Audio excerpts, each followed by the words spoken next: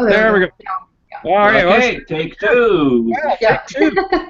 So, welcome to episode 175 of the Legion of Reason Diversion Lord, podcasting a critical and sometimes less than critical world. We have with us today our special guest co-host, Nicol Simard, and we are going to be, well, this is another potpourri episode. We are going to be talking today about a Calgary chiropractic issue, a tragic story about somebody who has suffered from chiropractic treatment, assisted dying legislation, as well as some very positive stories about assisted dying. We are also going to be talking about the recent death of Aaron Driver, the would-be terrorist outside of Toronto, who was killed before he could do anything drastic. But first, we're going to talk with our special guest co-host and let him introduce himself. Welcome to the podcast, Nicol. Well, thank you very much for inviting me. My name is Nicol, and even if it's spelled Nicol, because there's no E at the end, that explains the beard and everything else that I will not discuss right now, but I'm very attached to. And I am a former journalist. I was a journalist for 13 years until I was sidelined by multiple sclerosis. I was retired, as I like to say it, by multiple sclerosis. And I was fooling around on YouTube for a long time until I finally fell upon the atheist community, and I just caught on with what was going on and what was being said. I became an atheist myself and decided that I was going to have some fun of my own, and I started doing some poning videos. I built a reasonable audience of about 2,500 people. For a small channel, it's not too bad. I was averaging about 800 views. And then after that, I got more involved in the news. That's been my love for as long as I remember.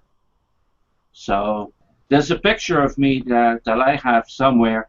I'm about 3 years old. I'm in my PJs lying on the ground reading the comics section of the newspaper, the Saturday Comics, and forcing myself into thinking that I could actually read what it said.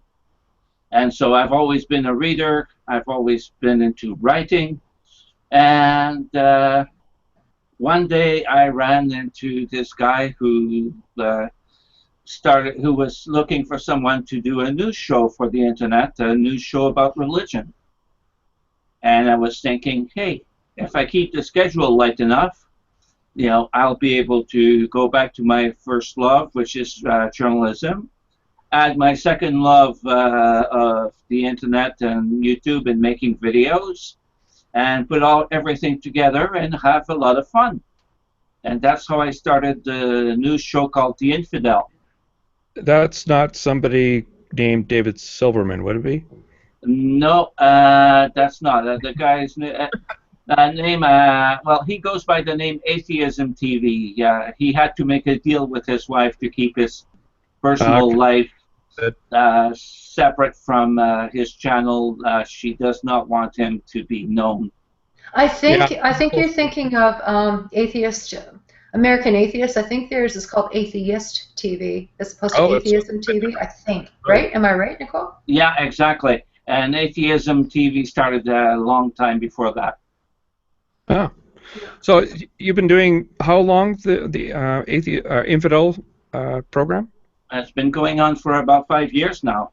5 years. So Yeah. I've only come in as very Johnny come lately, really.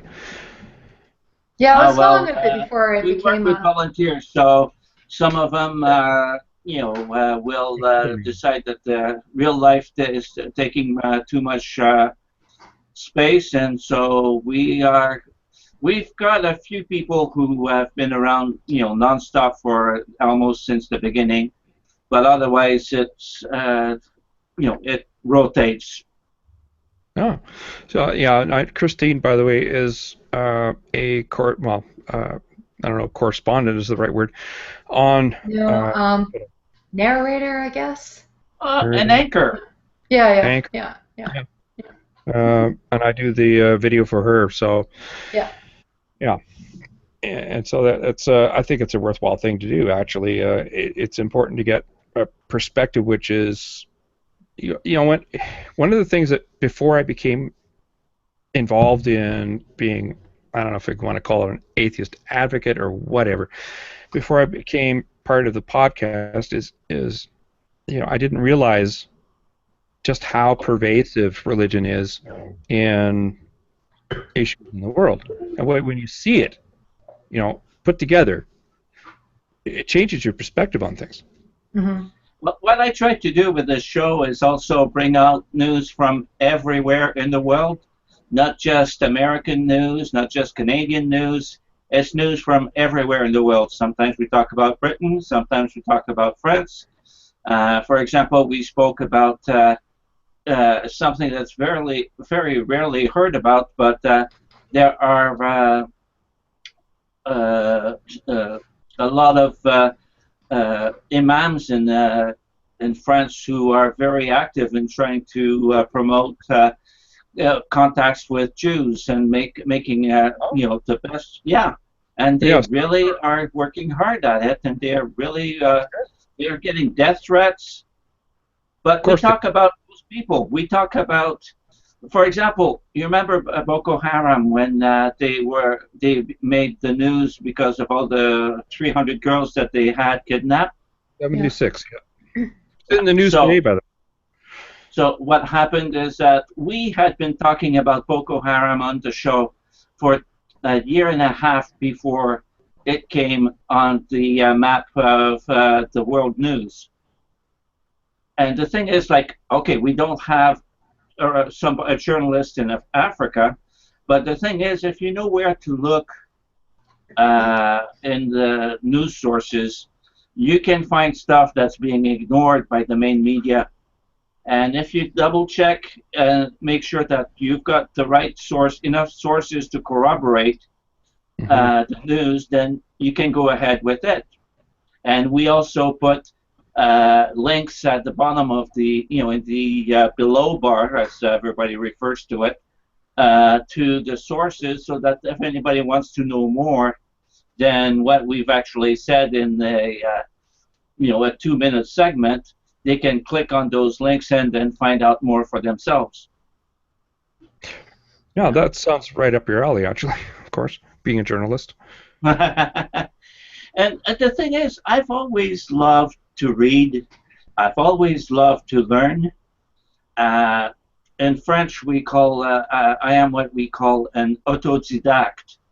It comes from Latin, auto, on its own, and didact, which means, which comes from the Latin didere, which means learning. Yeah. So I've always loved learning on my own.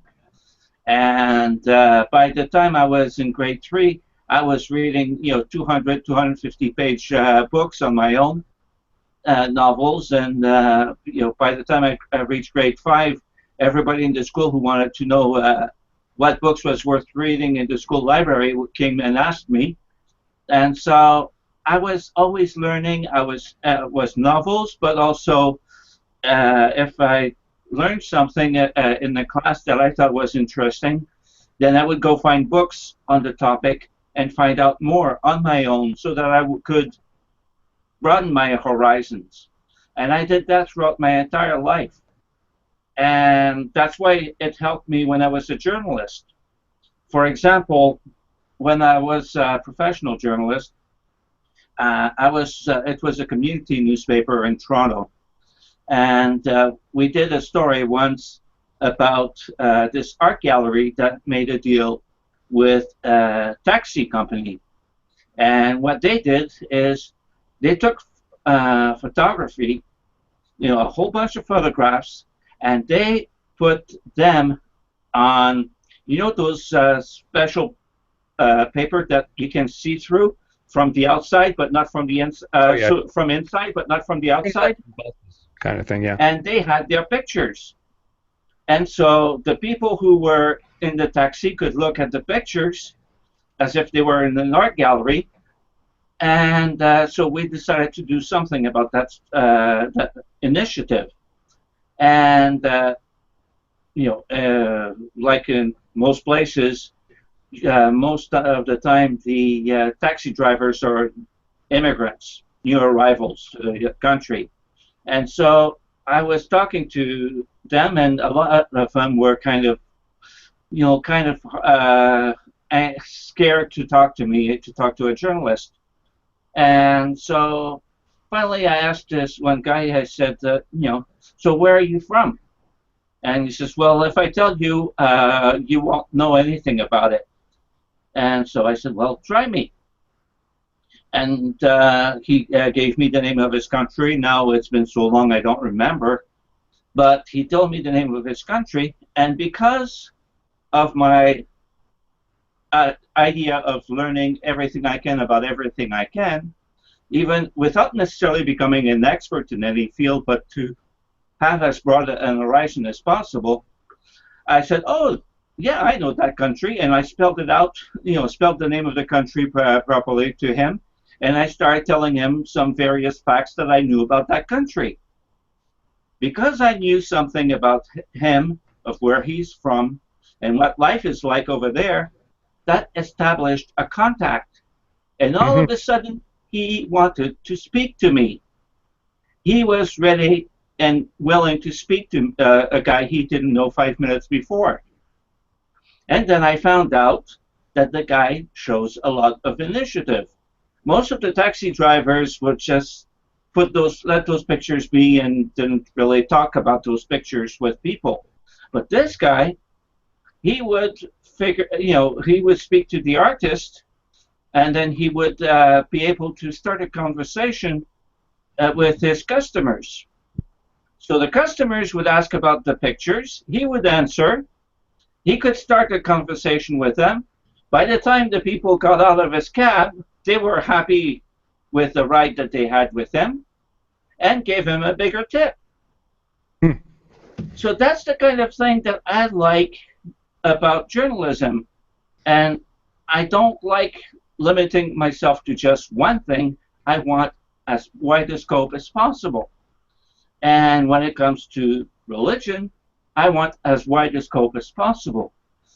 That's a lot of the Americans are saying, not Americans, right-wing religious nuts in the U.S. say they are being persecuted. Some might think that's synonymous, but I don't, yeah. But the thing is, everybody's being persecuted everywhere in the world. You've got, for example, my MS sometimes plays tricks on me, and I can't remember words. But there are tribes of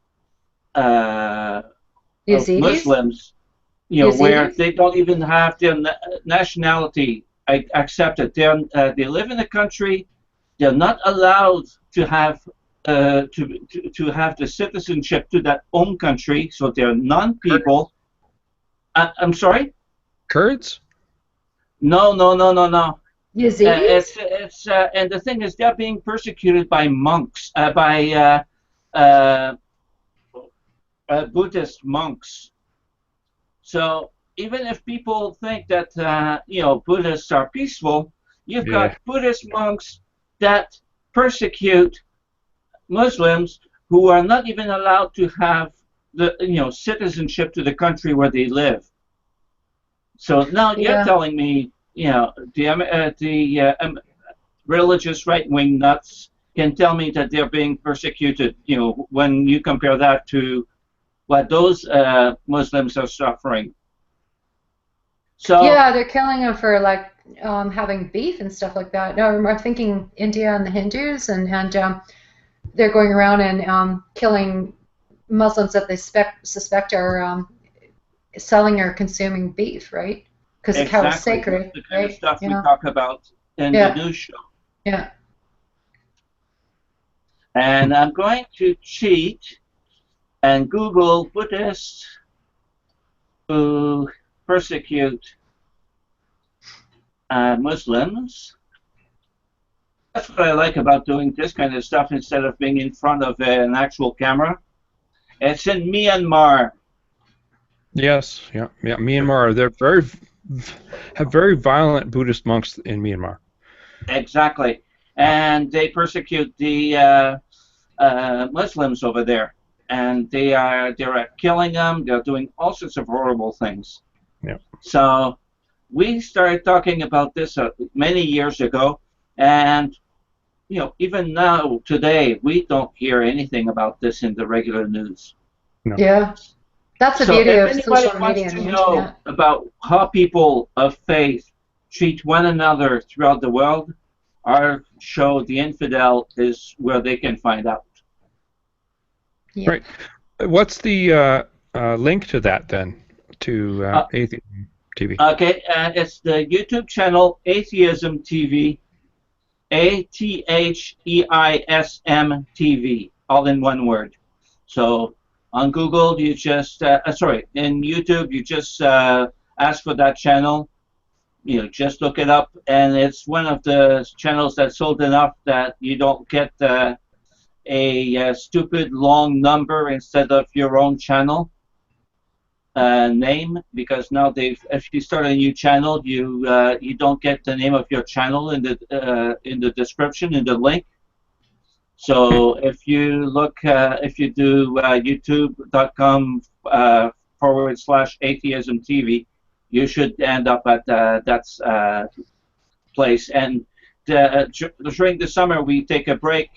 We have a hiatus, but it's usually from September until June. But there are shows going on all the time.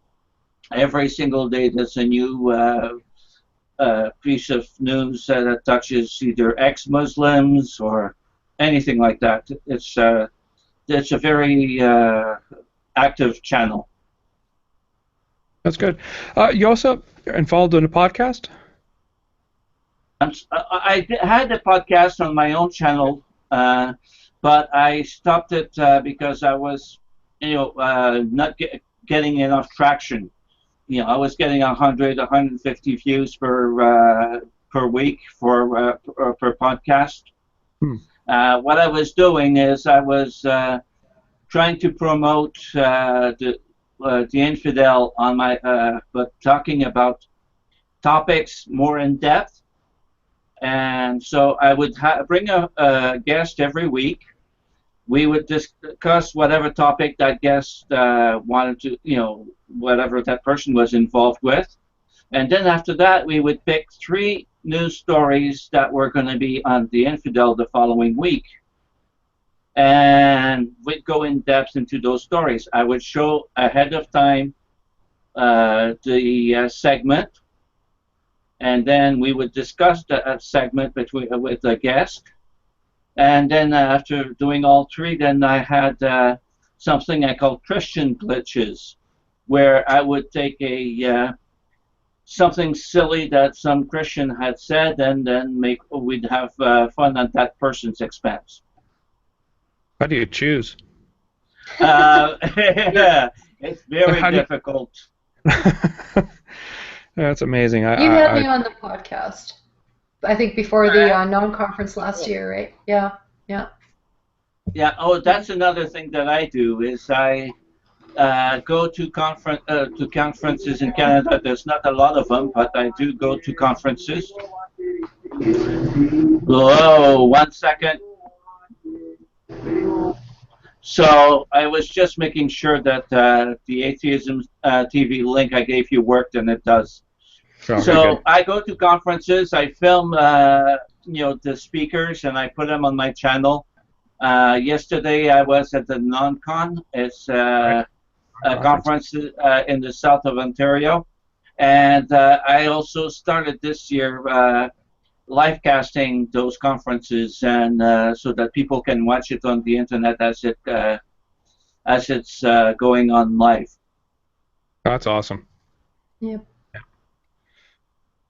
Well, as I said, I'm an autodidact. I love learning new things, and I love doing new things. And so, to me, that was just one more step in this entire process. Yeah, it's one of those things that never ends, right? Exactly. That's what keeps you young too. If you stop thinking, you stop learning. And if you stop learning, then you fall into a rut, and you stop evolving. You're going nowhere. Yeah, I've always wanted to be, no matter what I did, whether it was at work or in in hobbies or whatever, I always wanted to be on the learning curve. I don't want to be plateauing at the top, assuming I even got there. Otherwise, if I'm not learning constantly, it's boring. Well, the thing is, if you don't move forward, you fall behind because the world keeps moving. So if you stand still, you fall behind everybody else. Yeah. That's the way I look at things. That seems pretty reasonable. So shall we move on to the terrorism event that happened in Southern Ontario this past week, that I'm sure a lot of people heard. Aaron Driver, a young man of 24, was killed inside.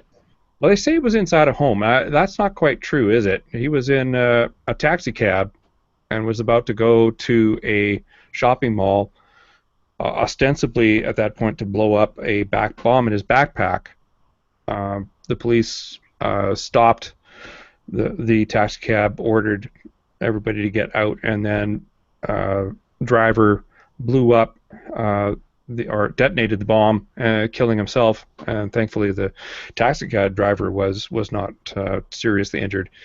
A lot of, that's well, one of the things is that the Americans actually were the ones that saw this video that Driver had made before he was about to embark on his mission last Wednesday, and it was picked up by, of course, the RCMP, and as well as they included a bomb squad and some of Canada's special forces got involved. CSIS, right? Yeah, CSIS was involved, of course. That would probably have been the initial contact from the Americans. And so this guy was stopped, thankfully, before he could actually harm anybody other than himself. Did you hear that today that there was a mother of a man who was killed in Syria, not Driver himself, but somebody who was killed in Syria fighting for ISIS, was saying that the federal government had basically let this Aaron Driver down. Did you hear about that today? No, I hadn't. Oh, it's bizarre. So I'll read it here. This is from Canadian Press. A former Calgary woman whose 22-year-old radicalized son was killed while fighting alongside Islamic extremists in Syria 2 years ago says the federal government failed both Aaron Driver and his family. The 24-year-old Driver died during a confrontation with RCMP in Strathroy, Ontario. That was the incident this past week. This woman, whose name is Christiane Boudreau, her son, Damien Clermont, died fighting for ISIS in 2014, said Driver and his family should have been provided assistance, including counseling, which might have prevented Driver's death. Well, if she's going to blame the government, we should be allowed to blame her too. Yeah, How did she bring up her son so that he would go that far? It's stupid. Yeah, let's blame the person who takes up the Everybody's role is wrong. ideology and acts on it, right? Yeah, that's crazy. Yeah, the kid's not responsible for his own actions. Everybody That's else not a is. kid, though. 20-something? You're not a kid. Yeah, 24 is not a kid. Yeah. Yeah. Well, okay, compared to me, he's a kid. But, yeah, he's an adult. He's an adult. Yeah. Even, 16, 17, you're traipsing off to go join ISIS. Like these young girls and stuff like that go off there. What the hell are they thinking? Right? What the hell? Yeah, it's this kind of romanticizing of ISIS. Yeah. That and they're not even necessarily brought up in Muslim families and stuff like that. They convert from, I don't know, moderate Christian households, and somehow this rhetoric persuades them that this is a thing you should do. What the hell? Well, if you're going to use if we were to use somebody's name as a way of identifying the men who blew himself up, his name was Aaron Driver. That's not an Islamic name. He was converted to Islam eventually, but his roots aren't Islamic, and he was not brought up as a Muslim, and he's not even an immigrant. So anybody who wants to start pointing fingers at Islam, at whatever, at immigrants, they're full of shit. Yeah. Yeah. Yeah, I'm totally with you. I mean, this is a person who made a decision as an adult. First things first is the public safety. That's it. After that, honestly, I don't know. The guy is definitely not going to give himself up. He's well known to authorities. It's not the first time he's been involved with this kind of issue. And, well, first time he's actually done something seriously about it, but he's well known to RCMP and CSIS. And what do? You have to worry about the public first, right? And also, the second is the safety of the officers involved. That's a distant third when it's and that includes, by the way, the first one includes the taxi driver, because he's totally not cognizant of what's going on. He was, he fortunately got out of the car before the bomb was detonated. It's a distant third, this guy. I mean, if you know beforehand that something is going to happen, but you can't help somebody if you don't know that somebody is there that needs help. What can you do if you don't know that this is going to happen? And the thing is, we don't know all the details yet. All we know is that, well, for one thing that's for sure is Canadian cops are not trigger happy. Number two is they tried to talk to him to get him to get out. Now, we know they fired on him, but we don't know if he blew himself up or if they, detonated accidentally with a bullet. We don't know that. All that we would know be is extremely unlikely, though. Exactly. That would be extremely unlikely. But bombs don't blow themselves up. Just trying to leave everything open without assuming anything. Yes. So, but those are the things we know. The cops aren't. The Canadian cops aren't trigger happy, and I remember a year or two ago this guy who wanted to commit suicide, but by getting cops to shoot him. Yeah, he was in London or somewhere like that. He tried to get the cops to fire on them. They wouldn't. So he got in his car, drove over to the U.S. border, and got himself shot by the American. Oh, there you go. So Canadian cops... Problem down there. So Canadian cops are not trigger happy. This guy wouldn't surrender, and he had a bomb. So what happened, happened. Yeah. What do exactly it. There's to deal with somebody who is being radicalized, you have to know that they're being radicalized. I guess in this case they had some idea, but how many people are being radicalized, and at what threat level are they? I mean, you have to prioritize where you spend your resources in terms of de-radicalizing people. I'm guessing there's some mosques that are being pretty carefully observed, right? And you look at somebody like Schwarty, who's trying to combat that kind of thing, and I'm guessing that we're getting some good information from people that are part of the community who have insights, right? You're probably not getting much from Suwardi because he's in a sect of Islam that is extremely nonviolent. Sufism is. No, I think he does work with CSIS and groups like that to try and counter terrorism. And but you're not, nobody in his mosques are going to be really at risk. I think there are other mosques which are. In fact, there was one that we talked about a while back, and I can't remember what the imam's name was, who was talking about homosexuals should be killed, that kind of thing. I would look at that kind of a mosque, for sure. Yeah, I shouldn't just have mentioned Schwarty, but people who are actually in the community who are not interested in that kind of rhetoric, who say, hey, we've got to watch here, right? I think we're getting good information from the community because we're not a bunch of Islamophobes here. Let's put it that way, right? Yeah, there was an interesting video I was watching on about now. They said London imams. Now I'm assuming it's London, Ontario. I'm hoping, and not London, England. But do you know the video I'm talking about where they were saying if you hear of anybody who is talking about killing people, call us. Yeah.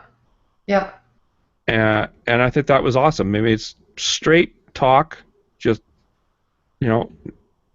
call us and we'll talk to the authorities, and we will get the appropriate they'll hopefully take the appropriate measures. You remember the group of 8 who got arrested a few years ago here in Ontario? Yes, they were planning to blow up a train that was going to travel from Toronto to the U.S. Yes. It was some concerned Muslims who gave them away. Mm-hmm. It was found out, the whole plot was found out because there were some Muslims who realized that those people were dangerous, represented a danger. They didn't know what it was, but they knew that something, that those people were dangerous. Gave the information up to CSIS, and that's how it was discovered. Yeah, that's the only way it's going to be able to be done properly, because honestly, it's not like, I don't think CSIS or RCMP wants to infiltrate. That's what I mean. Yeah. They don't want to do it. Yeah. It's difficult, and plus it's really, really, really bad. But when citizens who are being mindful of what's going on around them, it's like phoning in, hey, there's a suspicious package here. Could you deal with it? That's the kind of thing that needs to be done by everyone. It's not just about mosques. It's about everyone. You have to be vigilant. That's the word I'm looking for. Mm-hmm. Let's put it this way. Yesterday at the non-con day, where most of the topics had to do with Islam, and it let and I agreed with most of what was being said, because without falling into there's a difference between being realistic and accepting facts and being a racist. You can blame Islam for whatever is done in the name of Islam without being an Islamophobe. And when it comes to the ex-Muslims, the atheists from the East, who are talking against Islam, instead of starting to scream about Islamophobes and Islamophobia, we should be supporting those people, because the same way we know what's going on with the Christians over here, they know what's going on with Islam over there. Yeah, yeah. And I mean, that's kind of a recurring theme on our show, is this a regressive left and that kind of attitude, right? That Majid Nawaz has called out, I don't know, some time ago, right? And oh, I lost my train of thought. Sorry, but you know, but yeah, like accusing somebody who's speaking out against the doctrines as Islamophobe, and you don't hear words like Christianophobe or Buddhistophobia. It's a made-up word. It's bullshit, right? And the very people who want us to listen to their voices, like Majid and many ex-Muslims and stuff like that, will call that out. And I really appreciate that. I've learned a lot from people that have corrected me on my own political correctness and that kind of thing, and yeah, I appreciate that. Well, that's the thing. It's criticizing, you know, at the conference. Sorry, I just wanted to say because Christine mentioned Majid Nawaz. He was the #1 speaker, the main speaker at the non-conference yesterday. Yeah. He was, you know, a Muslim invited to speak at a atheist conference. Mm-hmm. He was given as a present by the guy at Atheism TV. He was given a hat. He showed it proudly. He accepted it proudly, and because he said he believes in the same kind of values we do, the secular values. Mm. Yeah, and did he not post like drawings of Muhammad and stuff like that? And like he's the kind of person that says, I'm not offended by this, and to you know, kill people for cartoons and stuff like that is totally unacceptable. Like he's a secular person. He understands you know, how secularism enacts freedom of religion and protects everybody. People applauded him quite strongly yesterday during his speech. You know, people really welcomed this message. Yeah. Well, I mean, he's been called every name in the book too when he worked with Sam Harris in that book, and it's shocking. You know, I don't even want to repeat what he was called, but it's disgusting that his own community would attack him on standing up for secular values, basically, right? Yeah. Yeah. Yeah, you know, understanding when a religious person understands the value of secularism, not just accepts secularism, but understands the value of it. Yeah. I'm gonna say awesome. I mean, I don't care that you hold a belief that I really don't. Mm-hmm. You know, I find ridiculous. I can't lie about it. I do find it ridiculous. But you know what? Go ahead and believe it. But as long as we agree that I'm not going to try and stop you from believing that, you're not going to try and stop me from saying that your idea is ridiculous. Isn't that the way the world should work? Yeah, and don't try and impose your shit on me. Don't try and legislate your fairy tales onto the rest of us, right? If you want to practice whatever nonsense you want to practice in the privacy of your own, you know, realm, that's fine. But don't try and you know, make me buy into your fairy tale bullshit, right? Yeah, exactly. You know, look at the what's this? Was it here in Alberta, Saskatchewan? It was in Alberta. I'm sorry, I can't remember, but it kind of crossed my radar about the guy who's trying to, you know, bring up the pro-life bullshit again, right? I think you might have. Yeah, Saskatchewan was trying to bring it up in the in Parliament. There's also Jason Kenney who was supporting that, who is running. We're going to talk about him when it comes to time. For the Conservative leadership in the province. Don't worry. Okay, I'll shut my mouth. But that one, you know, yeah. Not all Conservatives are pro life here. That's probably a lot. You know. Jason Kenney is definitely. Well, Jason Kenney is kind of a special. Well, the more he talks about it, the less people are just going to get mad at him because he's just opening up a kettle of worms that none of us wants to. It's a settled issue here. And we don't want to hear his religious bullshit. Even conservatives don't want to, you know. Let's not give anything away. Yeah, okay, sorry. Yeah. Because I'm building a whole portfolio on this guy when it comes to time for the Conservative leadership. We will discuss him. Don't worry. Yeah, good. Should I be in on it? I want to hear it. If you want to, yeah, by all means. Yeah. Juicy stuff on Jason Kenney. Jason Kenney is such a dick. I mean, he's a Harper crony, who, you know, the guy was kind of Harper's bulldog. He's such a impersonal politician. Let's put it that way. There's nothing likable about him. And now he's trying to unite the right in Alberta. And yeah, good luck with that, Jason.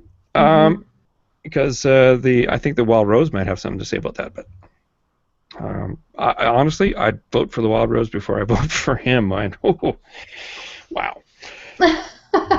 Yeah, that's saying something. Yeah, but we're going to talk about him when it comes time, because there's lots of stuff on this guy that is really, really bad. So for our foreign listeners, you're going to have some fun listening to it. We'll outline it in detail. But anyway, it's not time yet. Fair enough. Yeah.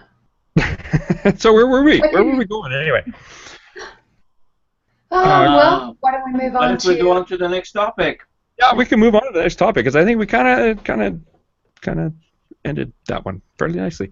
But had lots of fun doing it. Oh yeah, Jason Kenney's going to be fun. Anyway, I love this one. This is the I'm going to put that on the screen here. This is something I really like. I love this. The terminal ill are saying goodbye with assisted suicide parties. Now, this is in the United States. This is from Associated Press in the New York Post, and they're talking about a particular case in San Diego early last month in July. Betsy Davis, not Betty Davis, but Betsy Davis, so set up a party, a 2-day party, telling them, quote, "These circumstances are unlike any party you have attended before, requiring emotional stamina, centeredness, and openness." It was basically a living wake, right? So this woman, Betsy Davis, and there, by the way, there was a rule at this party: no crying in front of her. So she's a 41-year-old artist suffering from ALS, sometimes better known as Lou Gehrig's disease, and she wanted to say goodbye to all the people she's loved in her life before becoming one of the first Californians to take basically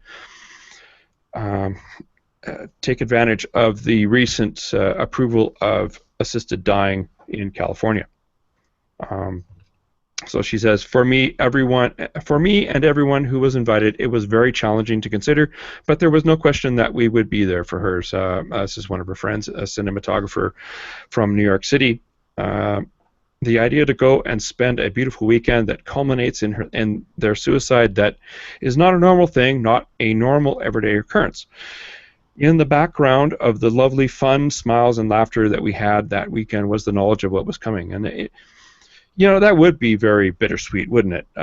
Knowing that this person that is having this party is saying goodbye. Mm-hmm. But I'd rather somebody celebrated my life than mourn my death. I mean, in fact, that's kind of, I've already told my wife that when I go out in a hail of bullets, we're having a wake. This is a wake. I mean, if anybody cries, they put money in a pot that goes to anybody. The crying jar, like the swearing jar, except a crying jar. That's a neat idea. Yeah, but you can't really it goes do to charity. That's a cool idea, but so yeah, I do not. People will cry. Yeah. I mean, people should be happy that I should leave these, mortal coils. Leave what? Leave these mortal coils. Oh. That's not true. But I don't mind mourning. Mourning is a personal thing. Celebrate my life, though. Yeah. With your friend. Remember me who I was. Don't, be sad on your own. That's fine.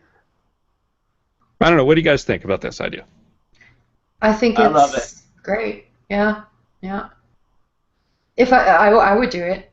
This, ever since I was a kid, we've been very open about expressing our wishes as a family and how we want to, because these things change, especially when you're a kid. So I think it's healthy, and it. I don't get the fear of death. I'm not afraid of death, and it's probably because I grew up in that kind of context, right? I fear suffering, I fear losing people and that kind of thing, but death is, what was it like before you were born? That's kind of the attitude I was brought up with. So for us to know what we want and if anything should happen to us is very important to us as a family. And yeah, so I think people should openly discuss.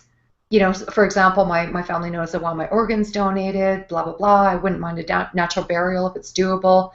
I don't really care because I'll be dead. Just do what you want. And, I think those kinds of conversations are, especially donating organs and stuff like that, donating your body to science, because it would be really crappy if somebody passed on and it was their wish to donate their organs or do good in that way, and that wish wasn't known or honored, because it's such a gift back to humanity, right?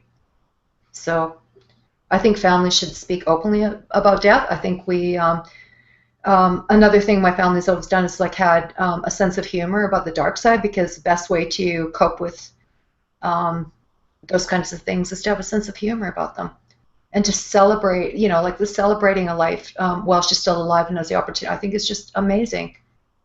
It's wonderful. I think it's important to respect whoever the person was. And so my parents were both, very fervent Catholics. So I made sure that when each one of them died, that they got a proper religious ceremony and burial, and family was extremely important to them, and they were important to their family. So I made sure that anybody who wanted to be there, was welcome to be there. They knew about it, and so that's the way it was for my parents, because that's who they were, and that's the kind of values they had. For me, it's very simple. It's my organs are going to be donated, and what's left of me after that can be given to science, and they can just dump me in a dumpster if they want. I don't give a damn. They have natural burials where they put your remains basically in a cheesecloth, and you go on, to get buried in a forest. And I like that idea. It's better than cremation, right? There's a time before that was around that, I think cremation would have been what my family knew I wanted, but I don't know. Also, it's like if it's too expensive, just throw me in the dumpster, like you say. I don't really care. But that makes me a bit upset about what's going on with the Canadian law.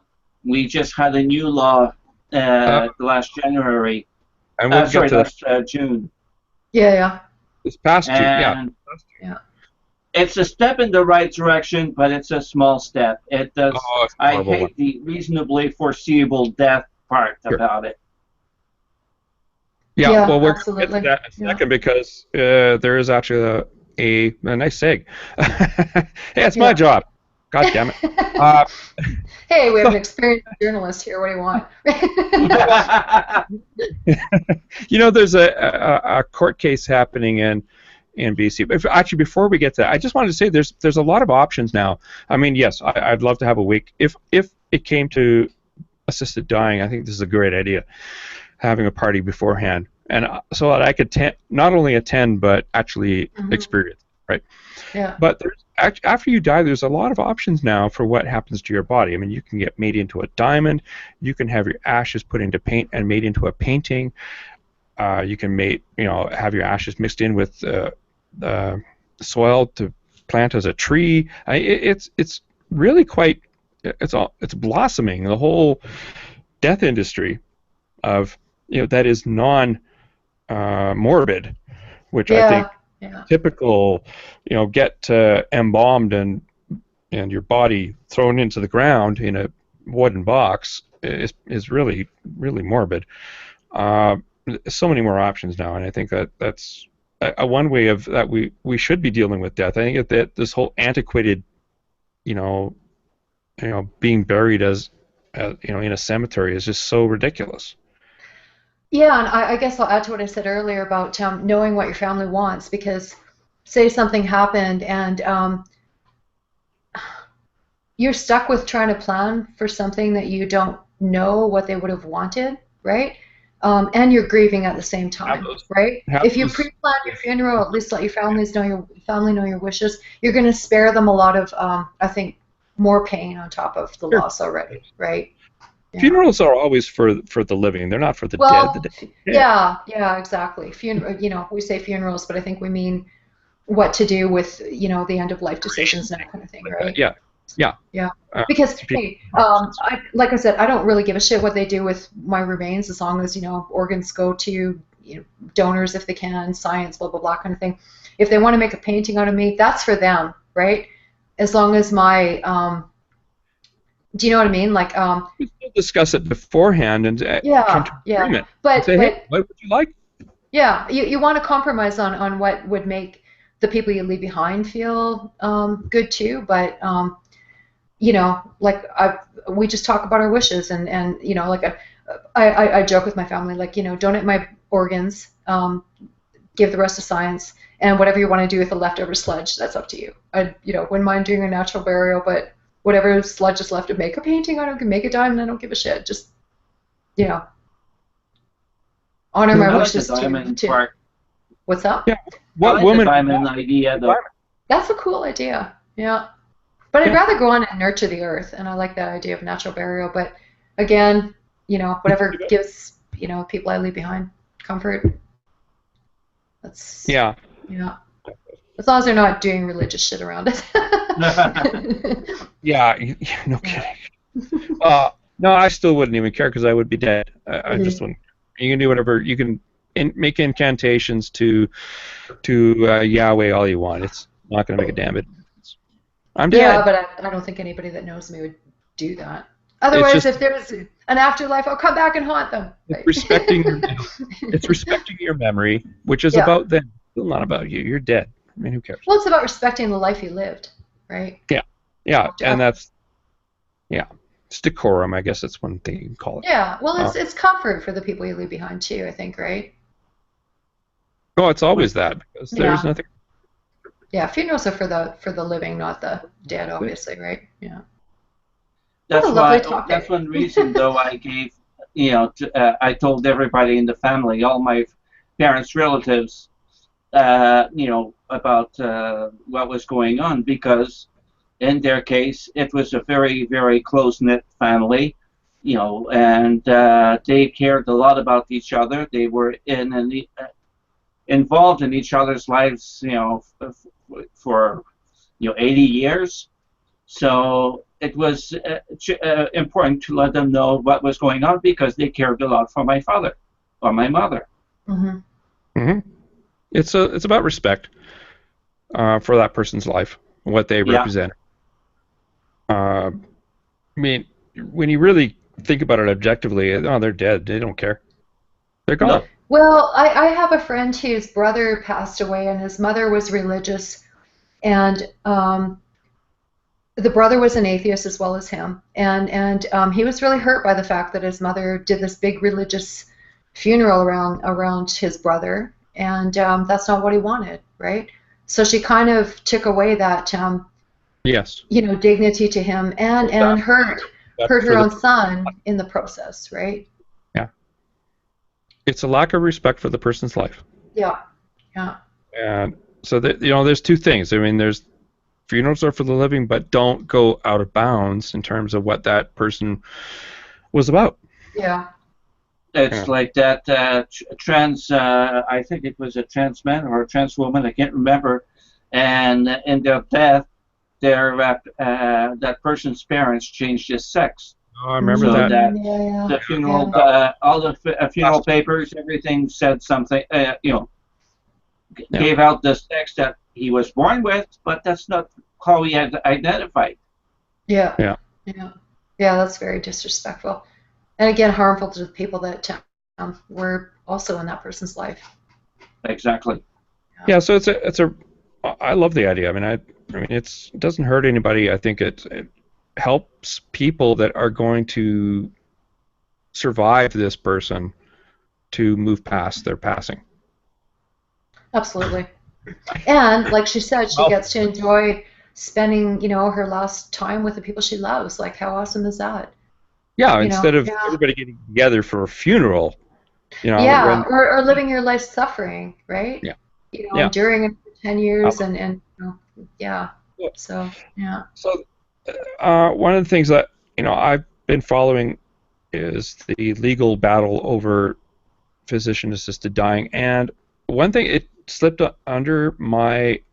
somehow slipped under my notice was there is a court case in British Columbia now that there is an assisted dying case that where a woman, a 25-year-old woman who isn't eligible for assisted dying as the federal legislation stands now.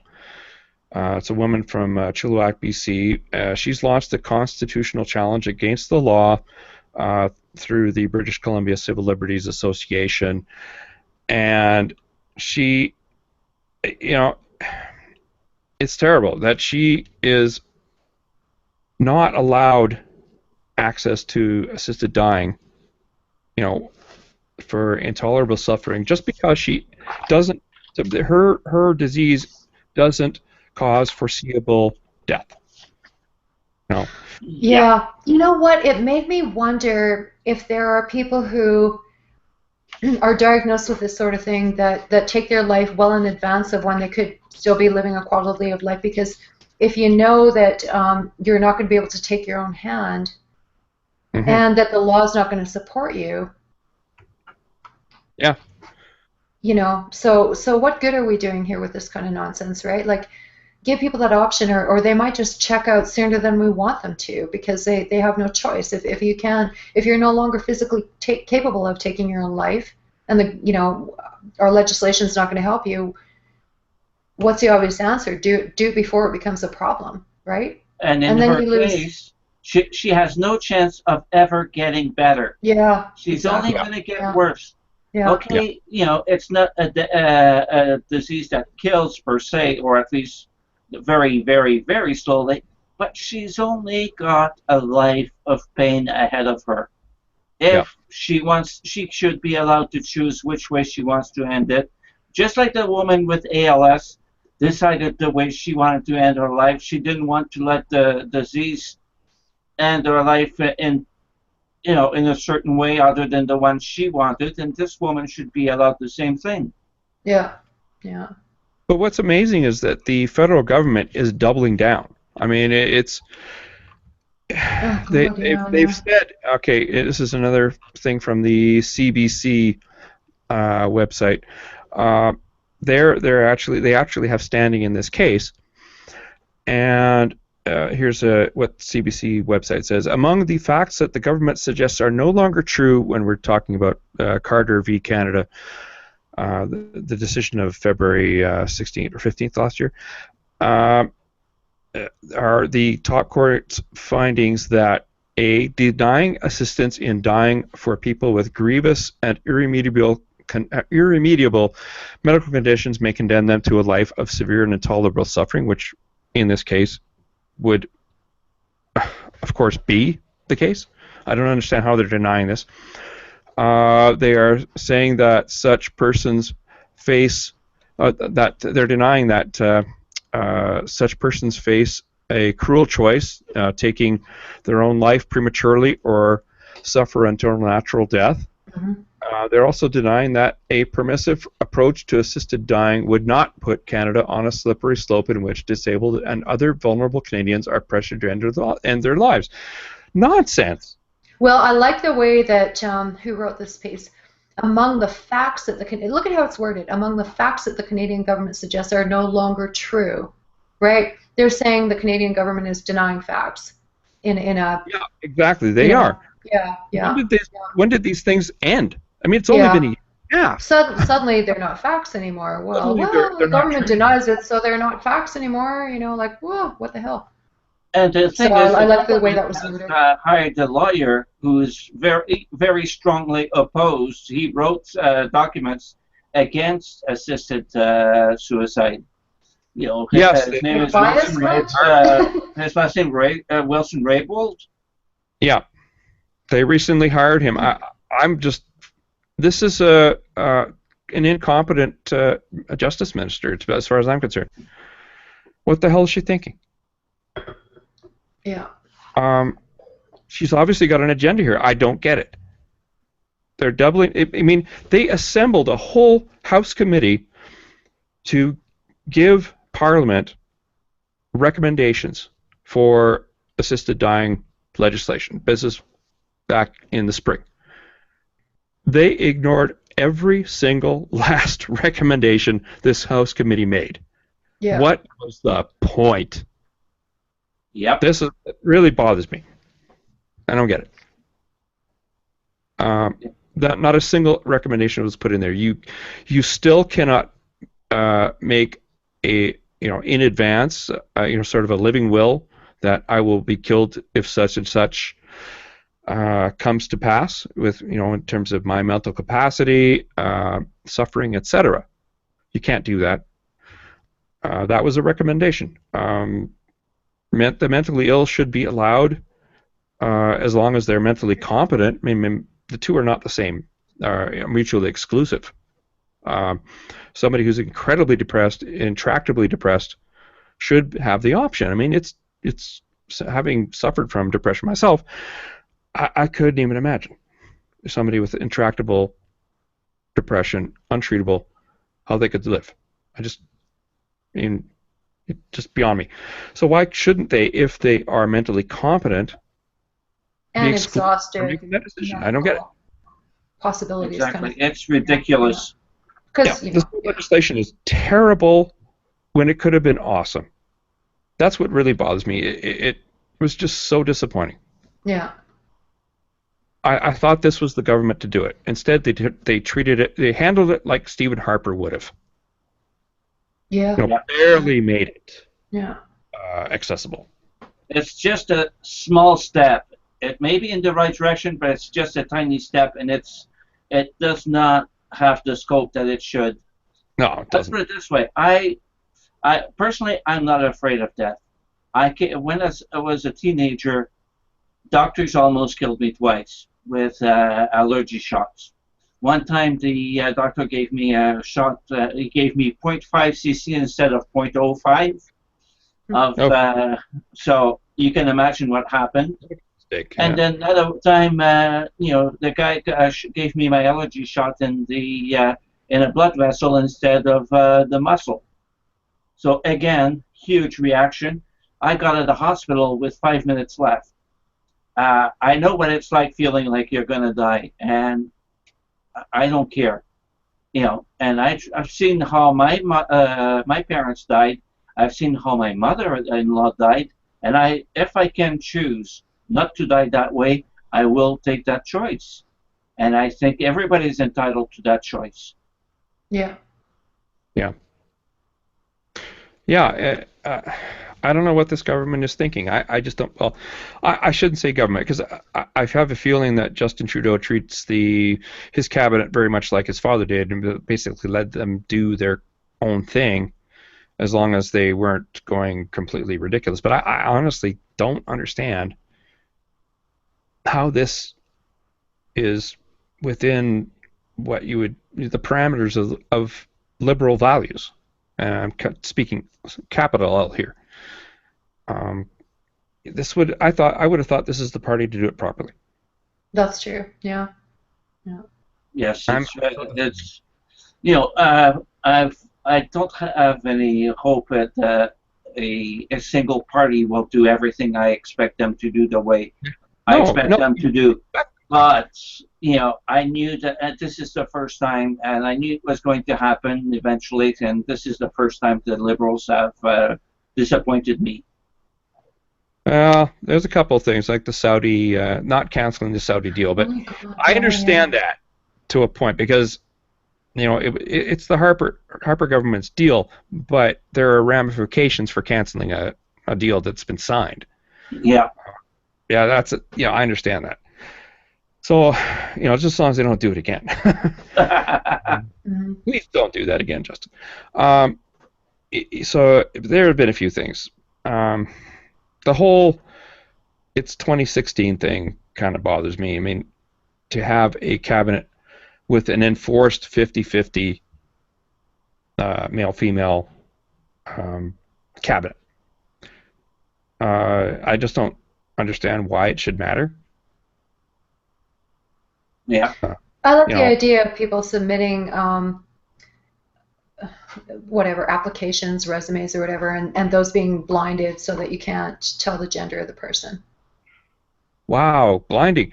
Color blindness is the new racism, don't you? I know. Oh, I've yeah. gotten flack for having that sentiment in the ridiculous? past, but like, hey, let's take the names off of this so we don't have a bias in favor or away from a particular candidate, right?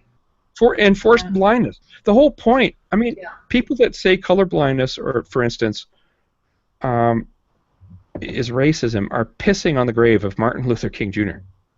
Yep. Yeah. I don't get it. I get it. Like, I get where it's coming from because No, I don't. no, I understand it. Like, to deny that somebody identifies with a particular identity, I guess. I can see where that would be insulting, but I think as a value, I think it's a good, like you say. When we're speaking about legal rights, yeah, I know what you're talking about, but to say to somebody, oh, I'm colorblind, where they're sharing their experiences about things that they've experienced in life that other people of different identities might not, right? And to say, oh, I don't see I don't see your identity, kind of thing. Yeah, I get that. It's but I also get the ultimate goal, I think, is Martin Luther King's. But the thing is also, when they're saying that it's a form of racism, that diminishes the fact that some people does actually believe that that racism is a horrible thing, and that they want to lead their life in a way that shows a complete disregard for people's differences. Yeah. By wanting to live that way doesn't mean that you diminish their experiences. Exactly. It means that you respect them for who they are. Same as any skin color. One, I think, is a matter of setting policy, I suppose, and the other is a matter of your personal experiences, and these are two different realms, right? Yes, one's personal. One is rights and freedoms. And I think the two get conflated and overshadows kind of the liberal values that we as if they're colorblind. That doesn't mean I diminish somebody, like Nicol said. I don't diminish, I don't demean, I don't invalidate somebody else's personal experiences. Yeah. I just am not going to treat that person any differently than I treat somebody as black, white, purple, whatever. Yeah, but when people say, oh, you can't be colorblind, I get the sentiment. I think I think they're taking it too far. I think we've articulated it quite well here, actually. Nobody operates under the fact that they don't see that somebody has a different skin color than them. That's ridiculous. Yeah. Of course, eyes. Yeah. It's just it's about the power of empathy. They diminish the power of empathy. Absolutely right.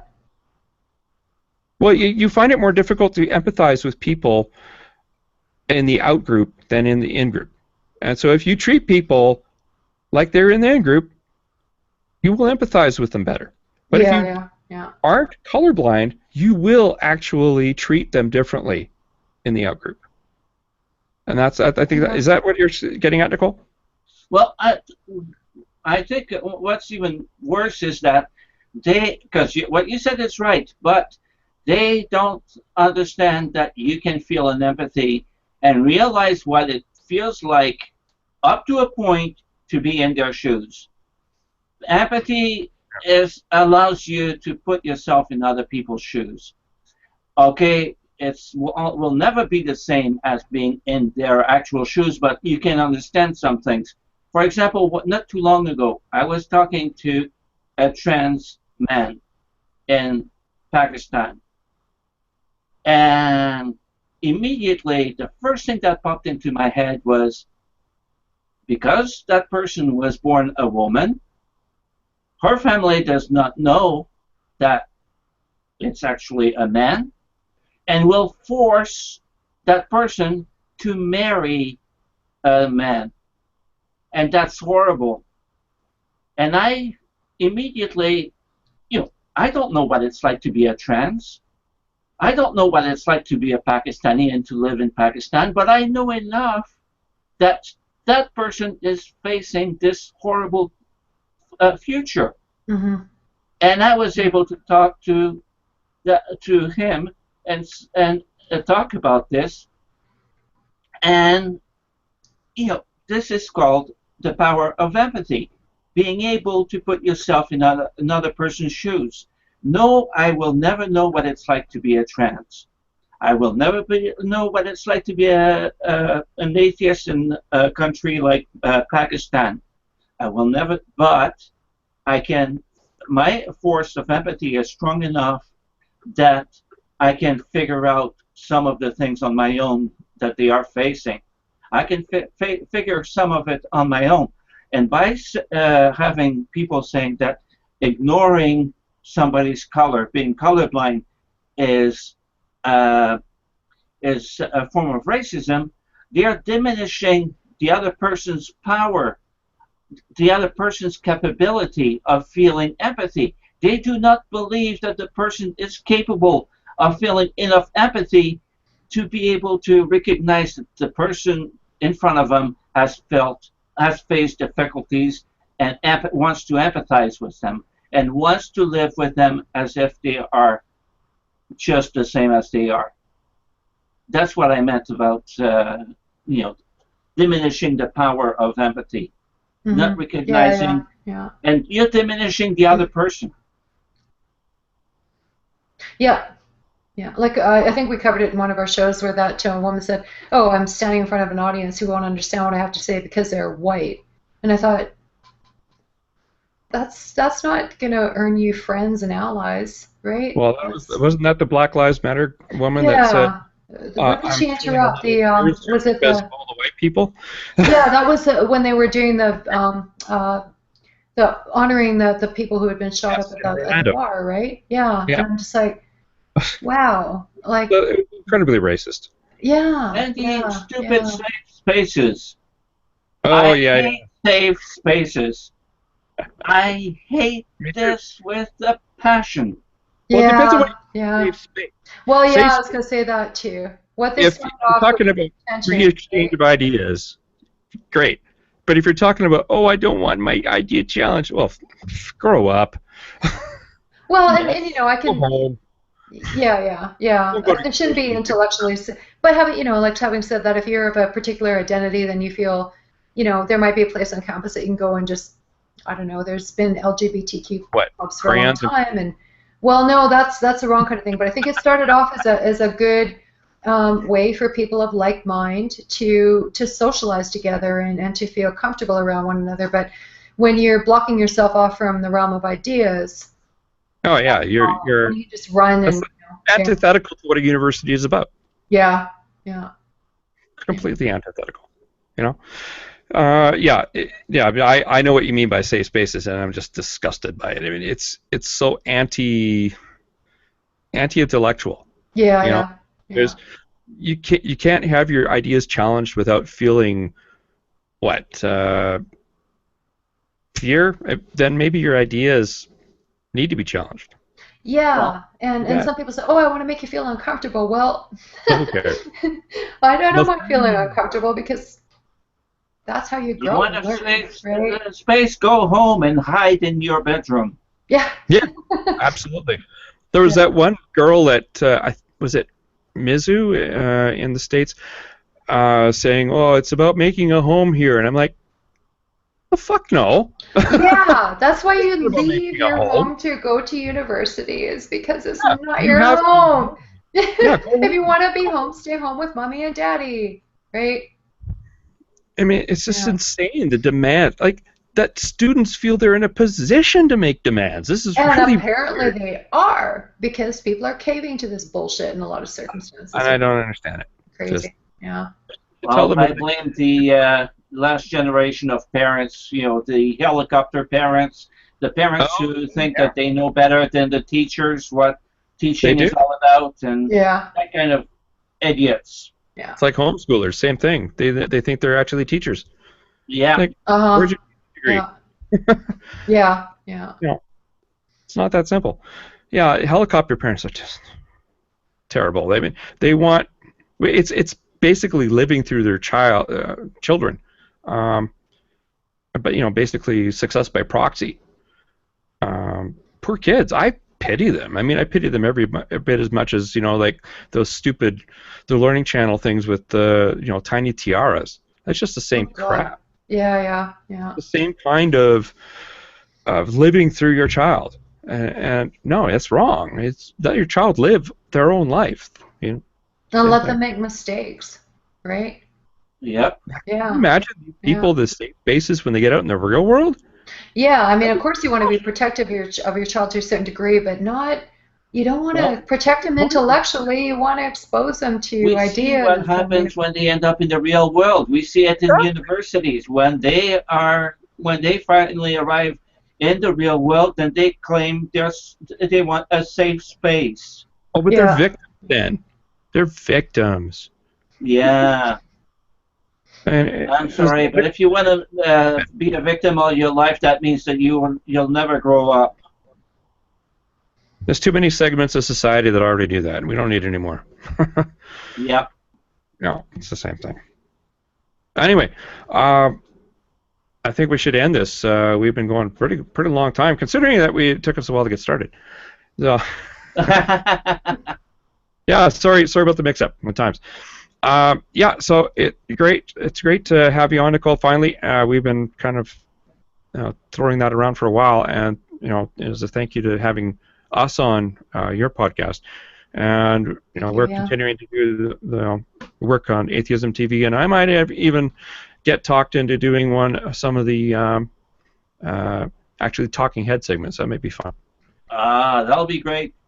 Yeah. I'm trying to overcome my case of nerves. Randy's the one who tolerates me. I'm gonna throw up. No, he doesn't do that. He coaches me, pretty much. I do try to get her to intonate more, and yeah. More. I'm okay with a forum like this where I'm just shooting the shit, and but the more formal thing, I'm like totally intimidated. But and I hope I wasn't too boring a guest. Oh, not at all. No. It's good to have a point of view that's that we haven't heard, and we're kind of looking for that now. And it's great to have you on, and we'll have you on again for sure. You know what? I promise I'll have you on when it comes to Jason Kenney. Yeah. Okay, great. Yeah. Because that's coming up. It won't be that long in the future, I'm afraid. Meanwhile, I'm going to start reading on the man. Oh, good. Yeah. He's a piece of work. Almost as interesting as Harper. And when I say interesting, I mean almost criminal. But anyway. Yeah. Well, like I said, if he's going to be spewing his religious nonsense, he's going to lose he's going to lose a lot of people. So carry on, dude. Yeah. By the way, just one last journalistic story for you. I hope you don't mind too much. Because you're talking about conservatives there, and that reminded me of the days of our own Premier in Ontario, Mike Harris. Yes. And being a community journalist, I was not among his favorites, and actually I managed to get myself blacklisted by the Ontario government during the Harris days.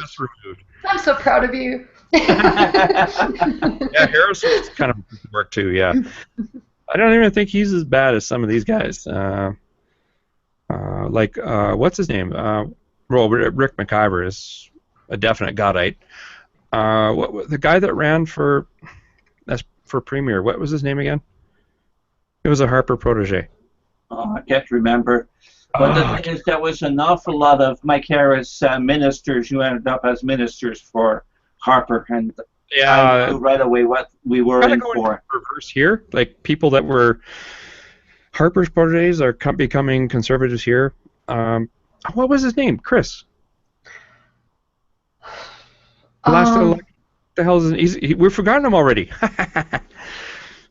Which we should. Shit. Yeah. Sorry. He didn't need to be forgotten. I mean, the night that he lost the election, he resigned his seat, and the whole look in the mirror thing. Prentice. Prentice, yes. Yeah. At first, I thought you were talking about Ontario, so that's why. No, not Ontario. No. Prentice was just something else. Well, two ways to screw yourself up, I think, as a politician is to spew your religious shit, and the other thing is to try and shut the media down, right? To alienate the media. You don't blame the populace for the province's problems. Well, that too. Yeah. That was a really big huge mistake. Huge. Yeah. The whole, I know math is really hard. Oh God. That was. Yeah. He was dead. He was so dead when it came to election time. I knew that he was never going to win, but I had no idea how bad the province was about to smite him. Yeah. It was hilarious. I loved it. Yeah. Still love it. Me too. Yeah, me too. Anyway, we should go. We'll be back in 2 weeks. I'm going to be in Saskatoon next weekend, so no podcast for sure. And I'm going to try and get part 2 of our takedown of Ray Comfort and his video, the Atheist Delusion, where we get drunker and drunker and drunker because taking sips at every logical fallacy or whatever we deem to be stupid, or a profundity. It started off kind of slow, but then the drinking really just drink. Did you buy the video? Yeah, he did. Yeah, he took one for the team. God, it was. You should start a Patreon to get your $20 back. We have an actual audio record of what we were saying, but I don't remember much. I had 8 dead soldiers at the side of the computer when I was done. It was so bad, and it's only a 38-minute video. I think it was 50 minutes, but it took us about 2 hours to get through, didn't it? Well, if not, we didn't stop it, but when you think about it, I just remember laughing towards the end because it was so outrageously ridiculous, so predictable, right? Yeah, I do remember parts of it where the logic fallacies came so hard and fast it was impossible to keep up. Yeah, and it's unfortunate that because some of the visuals were just absolute nonsense too, right? There was that one point where he was they didn't misquote Lawrence Krauss because I actually did go back and listen, and it sounds like he says by literate something like that, and he said illiterate. But the way they combined the visual of somebody actually writing a script as though there was literacy in that era kind of thing, right? I'm just like, that is so fucking dishonest, and that you can't the visual I think was really important there to catch and of course the music, and oh my God. Music's very important in terms of video. Totally. People minimize the importance of music, but you watch a movie, it's always got music unless it doesn't have anything, and then that's still purposeful. Yeah, exactly. You gotta, invoke the senses to really critique something like that, right? You can't just listen to the words. You gotta see it and look at the background, all the things that go into a production like that, hey? Anyway, we're getting away. Yeah, that's true, yeah. Getting you past your shutting down the show, so... Yeah, time to go to bed. Thank you so much for joining us. Goodness me, it's late we'll out here. We'll be in touch. Yeah. Absolutely, yeah. And I'll contact you when it comes time to take Kenny down. We'll be in touch in the fall anyway. Yeah, like I said, I'll probably be traveling in early September to help my daughter settle and stuff, but we'll be in touch. Yeah. Great. Thanks for being on, Nicol, and we'll have you on again. Thank you.